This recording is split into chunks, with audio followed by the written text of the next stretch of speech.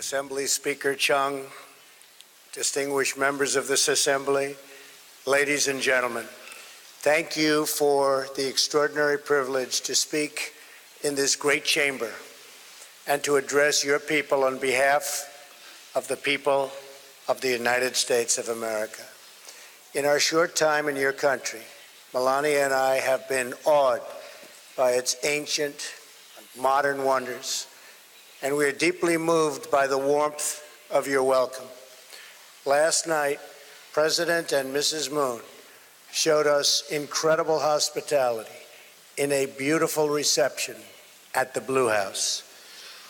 We had productive discussions on increasing military cooperation and improving the trade relationship between our nations on the principle of fairness and reciprocity.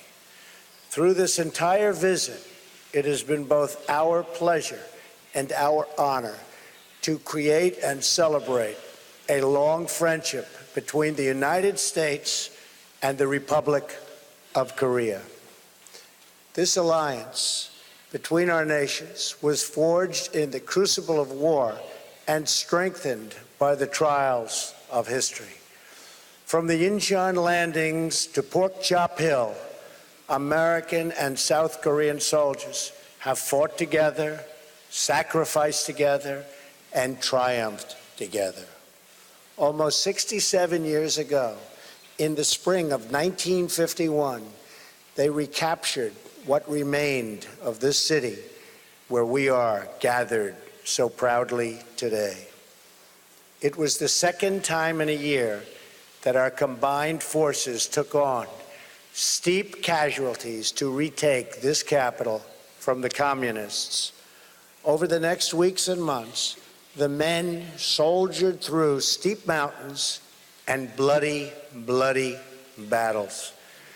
Driven back at times, they will their way north to form the line that today divides the oppressed and the free. And there, American and South Korean troops have remained together holding that line for nearly 7 decades.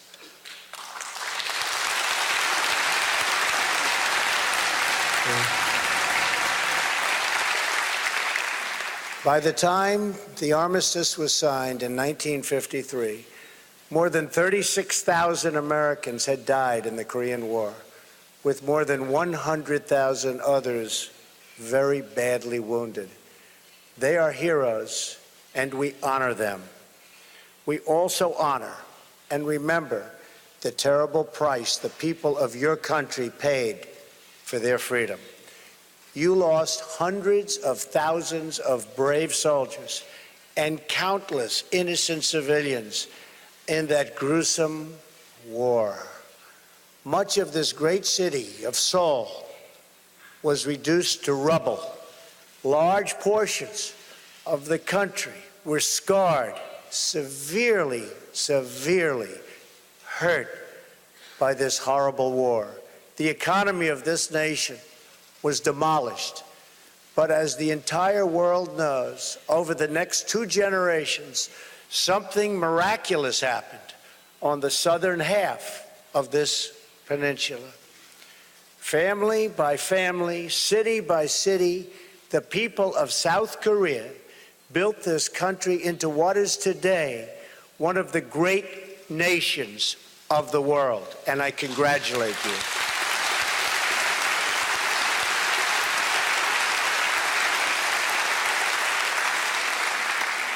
In less than 1 lifetime, South Korea climbed from total devastation to among the wealthiest nations on earth.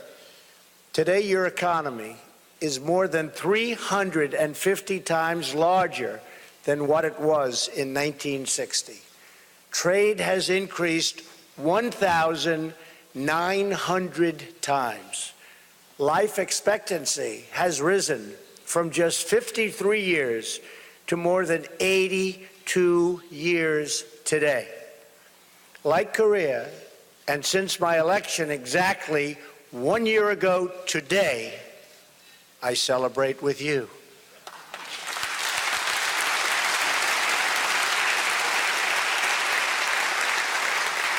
The United States is going through something of a miracle itself.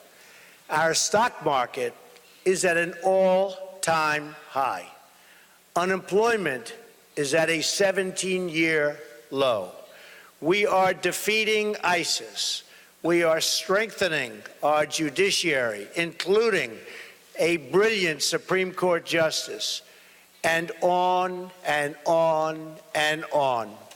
Currently stationed in the vicinity of this peninsula are the 3 largest aircraft carriers in the world, loaded to the maximum with magnificent F-35 and F-18 fighter jets. In addition, we have nuclear submarines appropriately positioned. The United States, under my administration, is completely rebuilding its military and is spending hundreds of billions of dollars to the newest and finest military equipment anywhere in the world being built right now. I want peace through strength.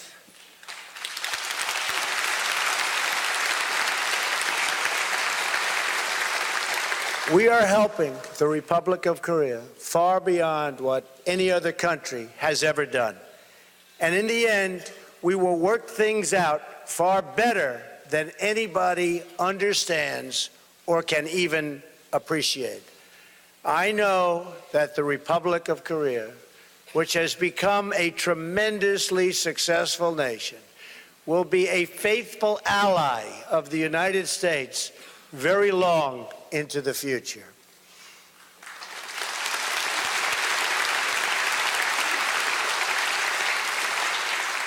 What you have built is truly an inspiration. Your economic transformation was linked to a political one. The proud, sovereign, and independent people of your nation demanded the right to govern themselves. You secured free parliamentary elections in 1988, the same year you hosted your first Olympics. Soon after, you elected your first civilian president in more than 3 decades.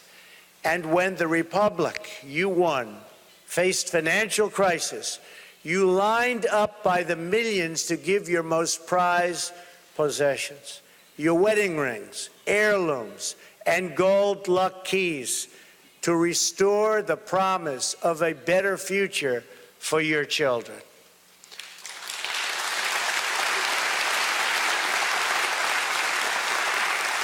Your wealth is measured in more than money. It is measured in achievements of the mind and achievements of spirit. Over the last several decades, your scientists have engineered so many magnificent things. You've pushed the boundaries of technology, pioneered miraculous medical treatments, and emerged as leaders in unlocking the mysteries of our universe. Korean authors penned roughly 40,000 books this year. Korean musicians fill concert halls all around the world. Young Korean students graduate from college at the highest rates of any country.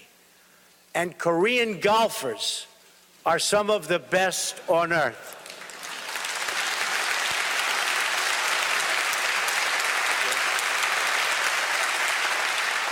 In fact, and you know what I'm going to say, the Women's U.S. Open was held this year at Trump National Golf Club in Bedminster, New Jersey, and it just happened to be won by a great Korean golfer, Sung Hyun Park, and 8 of the top 10 players were from Korea, and the top 4 golfers, 1, 2, 3, 4, the top 4 were from Korea. Congratulations. Congratulations.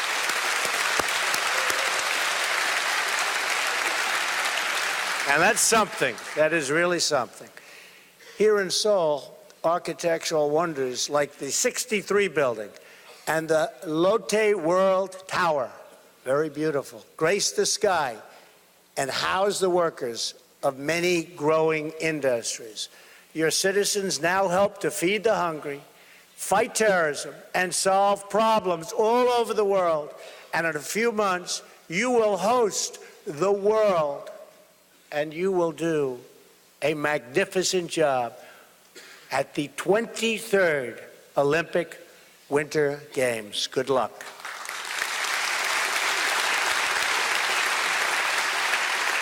The Korean miracle extends exactly as far as the armies of free nations advanced in 1953, 25 miles to the north. There it stops. It all comes to an end. Dead stop. The flourishing ends, and the prison state of North Korea sadly begins. Workers in North Korea labor grueling hours in unbearable conditions for almost no pay. Recently, the entire working population was ordered to work for 70 days straight, or else pay for a day of rest. Families live in homes without plumbing, and fewer than half have electricity. Parents bribe teachers in hopes of saving their sons and daughters from forced labor. More than 1 million North Koreans died of famine in the 1990s, and more continue to die of hunger today. Among children under the age of 5, nearly 30% of afflicted and are afflicted by stunted growth due to malnutrition. And yet, in 2012 and 2013, the regime spent an estimated $200 million, or almost half the money that it allocated to improve living standards for its people, to instead build even more monuments, towers, and statues to glorify its dictators. What remains of the meager harvest of the North Korean economy is distributed according to perceived loyalty to a twisted regime.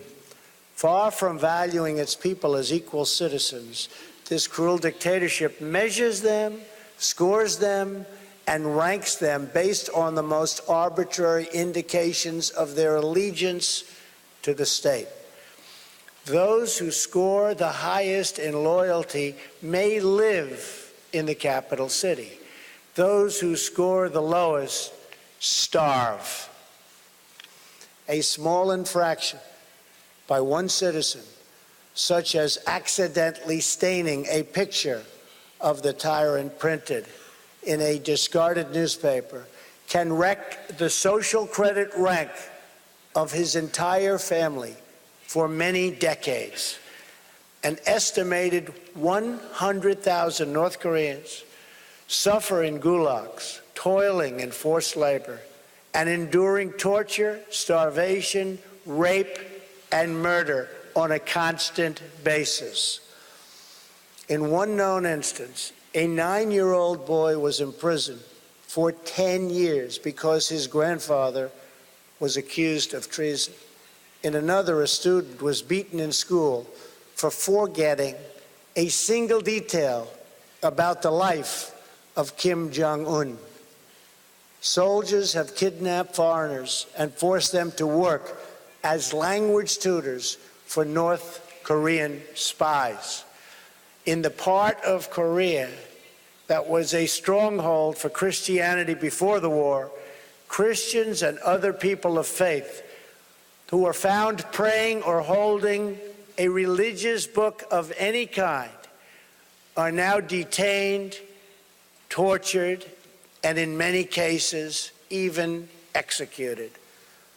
North Korean women are forced to abort babies that are considered ethnically inferior.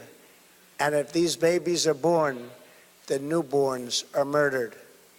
One woman's baby born to a Chinese father was taken away in a bucket, The guard said it did not deserve to live because it was impure. So why would China feel an obligation to help North Korea? The horror of life in North Korea is so complete that citizens pay bribes to government officials to have themselves exported aboard as slaves. They would rather be slaves than live in North Korea. To attempt to flee is a crime punishable by death. One person who escaped remarked, "When I think about it now, I was not a human being. I was more like an animal. Only after leaving North Korea did I realize what life was supposed to be." And so, on this peninsula, we have watched the results of a tragic experiment in a laboratory of history. It is a tale of one people, but two Koreas. One Korea in which the people took control of their lives and their country and chose a future of freedom and justice, of civilization and incredible achievement. And another Korea in which leaders imprisoned their people under the banner of tyranny, fascism, and oppression.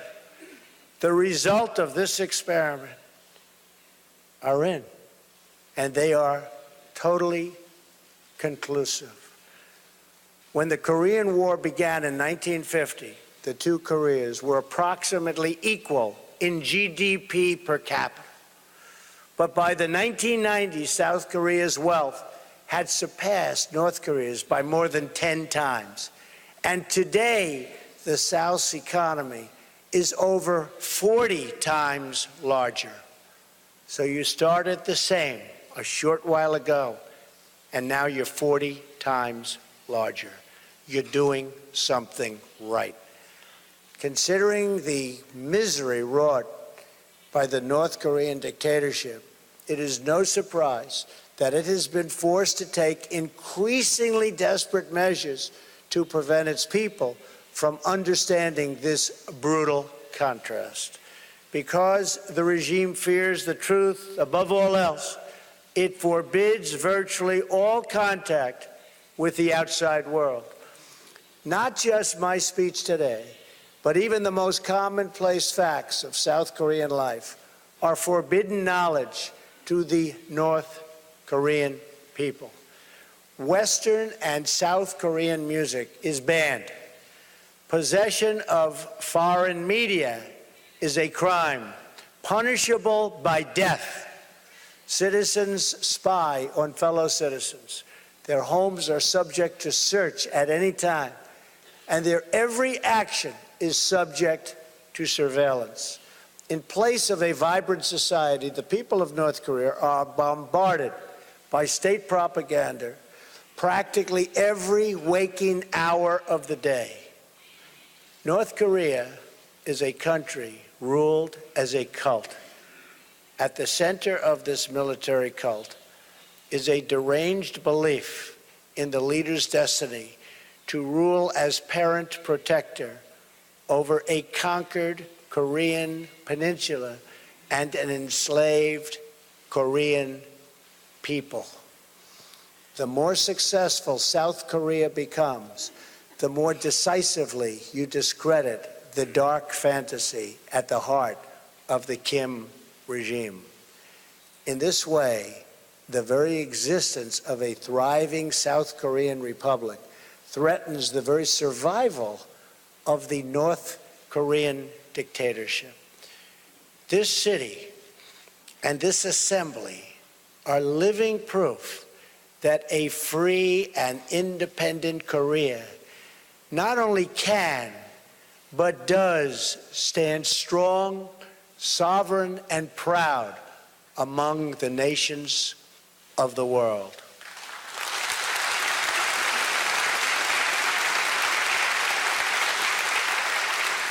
Here, the strength of the nation does not come from the false glory of a tyrant. It comes from the true and powerful glory of a strong and great people, the people of the Republic of Korea. A Korean people who are free to live, to flourish, to worship, to love, to build, and to grow their own destiny. In this republic, the people have done what no dictator ever could. You took, with the help of the United States, responsibility for yourselves and ownership of your future. You had a dream, a Korean dream, and you built that dream into a great reality. In so doing, you performed the miracle on the Han that we see all around us, from the stunning skyline of Seoul to the plains and peaks of this beautiful landscape.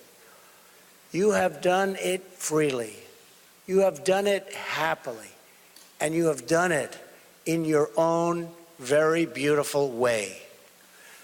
This reality, this wonderful place, your success is the greatest cause of anxiety, alarm, and even panic to the North Korean regime. That is why the Kim regime seeks conflict abroad to distract from total failure that they suffer at home. Since the so-called armistice, there have been hundreds of North Korean attacks on Americans and South Koreans. These attacks have included the capture and torture of the brave American soldiers of the USS Pueblo, repeated assaults on American helicopters, and the 1969 drowning of a U.S. surveillance plane that killed 31 American servicemen. The regime has made numerous lethal incursions in South Korea, attempted to assassinate senior leaders, attacked South Korean ships, and tortured Otto Warmbier, ultimately leading to that fine young man's death. All the while, the regime has pursued nuclear weapons with the deluded hope that it could blackmail its way to the ultimate objective. And that objective, we are not going to let it have. We are not going to let it have. All of Korea is under that spell, divided in half. South Korea will never allow what's going on in North Korea to continue to happen.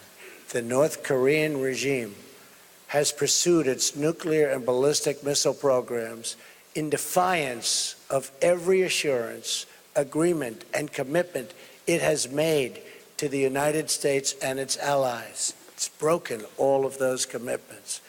After promising to freeze its plutonium program in 1994, it repeated the benefits of the deal and then immediately continued its illicit nuclear activities. In 2005, after years of diplomacy, the dictatorship agreed to ultimately abandon its nuclear programs and return to the Treaty on Non-Proliferation.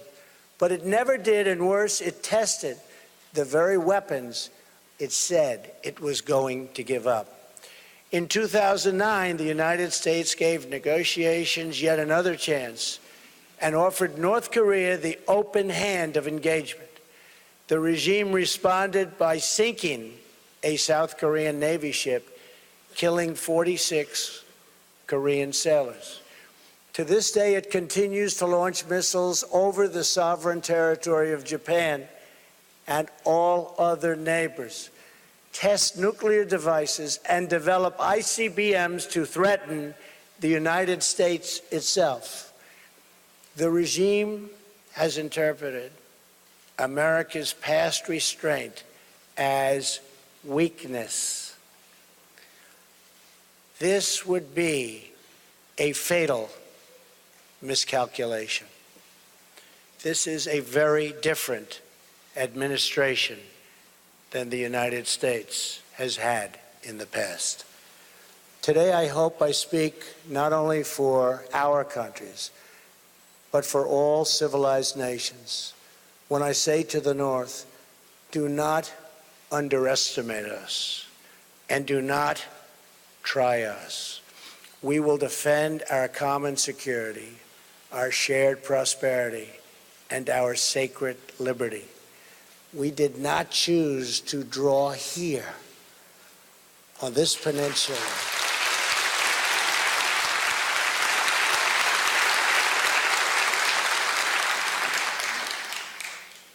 this magnificent peninsula, the thin line of civilization that runs around the world and down through time. But here it was drawn, and here it remains to this day. It is the line between peace and war, between decency and depravity, between law and tyranny, between hope and total despair. It is a line that has been drawn many times in many places throughout history. To hold that line is a choice free nations have always had to make. We have learned together the high cost of weakness and the high stakes of its defense.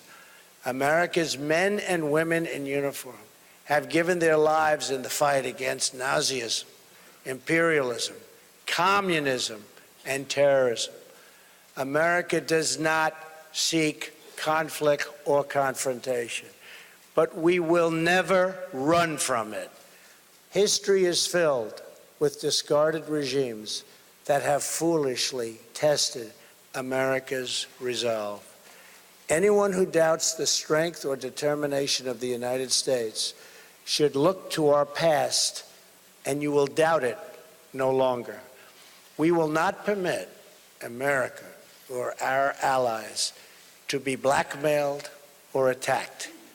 We will not allow American cities to be threatened with destruction. We will not be intimidated, and we will not let the worst atrocities in history be repeated here on this ground we fought and died so hard to secure.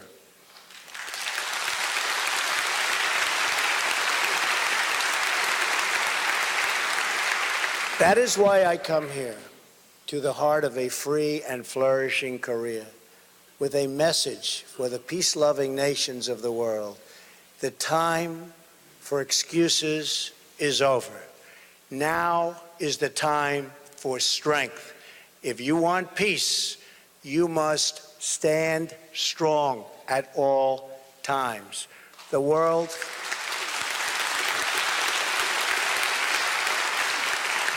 cannot tolerate the menace of a rogue regime that threatens with nuclear devastation.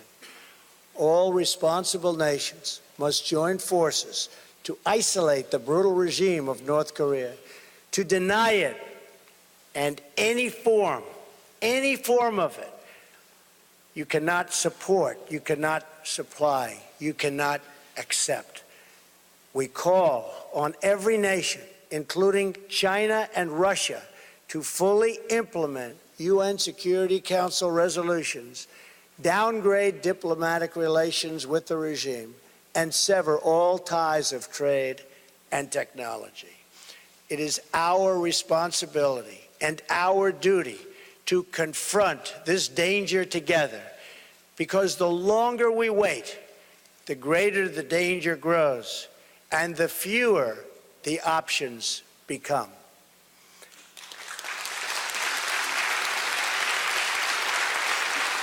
And to those nations that choose to ignore this threat, or worse still, to enable it, the weight of this crisis is on your conscience. I also have come here to this peninsula to deliver a message directly to the leader of the North Korean dictatorship. The weapons you are acquiring are not making you safer. They are putting your regime in grave danger. Every step you take down this dark path increases the peril you face. North Korea is not the paradise your grandfather envisioned. It is a hell that no person deserves. Yet, despite every crime you have committed against God and man, you are ready to offer, and we will do that. We will offer a path to a much better future. It begins with an end to the aggression of your regime, a stop to your development of ballistic missiles, and complete, verifiable, and total denuclearization.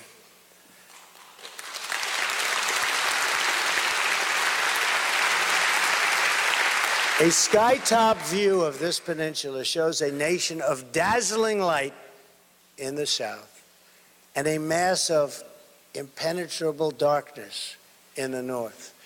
We seek a future of light, prosperity, and peace, but we are only prepared to discuss this brighter path for North Korea if its leaders cease their threats and dismantle their nuclear program. The sinister regime of North Korea is right about only one thing. The Korean people do have a glorious destiny, but they could not be more wrong about what that destiny looks like. The destiny of the Korean people is not to suffer in the bondage of oppression, but to thrive in the glory of freedom.